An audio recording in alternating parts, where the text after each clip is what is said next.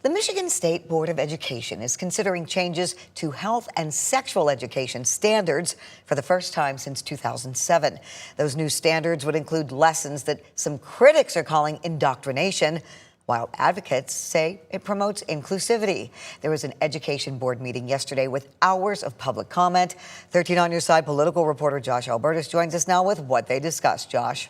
And Julia, it's important to mention that these proposed changes are just guidance on what schools in the state can teach. What the sex ed curriculum ends up being is decided at the district level. According to the state, a sex education advisory board made up of at least 50% parents will recommend, and the local school board decides. Now, these proposed changes would broaden what is allowed to be taught in schools. Some of the new topics, according to our reporting, allowed would be gender identity, sexual orientation, consent, and biological sex. Board members and the interim state superintendent debated over whether these new topics would be explicit to sex education, which parents can opt their children out of at no penalty, or if they would be in general health courses, which are a requirement to graduate. Identity is not an instructional objective at any age grade. There are no identity lessons in grades K through 5, just kindness, inclusion, personal safety, and tell a trusted adult guidance.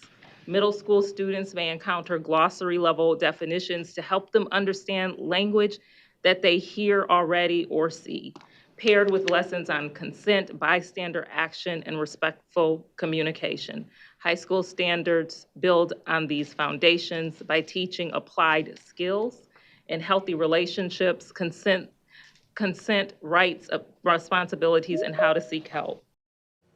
And while deep dives into topics like gender identity and sexual orientation would only happen during sexual education instruction, Republican State Board of Education member Tom McMillan argued that essentially blurs the line. I'm glad that there is confirmation that sex ed is woven into these health standards. We need to stop and send it back, make maybe some changes to 2007, but not this. I mean, we're going from 13 pages to over 50 pages. And a lot of it is left-wing ideology, and it's inappropriate.